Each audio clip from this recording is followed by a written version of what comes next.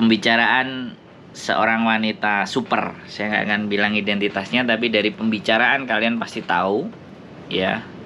Sekali lagi, nggak gampang jadi kerja di Saiwon atau cuci piring. Seorang cowok pun nangis dibikinnya, cantengan tangannya. Jadi sekali lagi, jangan berharap bahwa perjuangan di Hong Kong itu enak-enak saja. Kalau kalian mau nilai dan hasil yang enak, kalian harus bersakit-sakit dulu, bersusah-susah dulu, berpayah-payah dulu.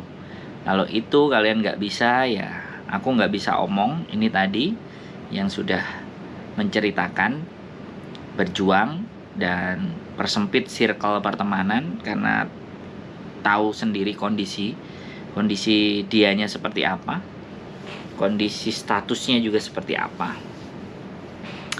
Sekali lagi, banyak pelajaran yang bisa kita ambil dan semoga teman-teman bisa memetik nilai dan manfaatnya. Keep stay tune in my YouTube channel and see you next video. Bye bye.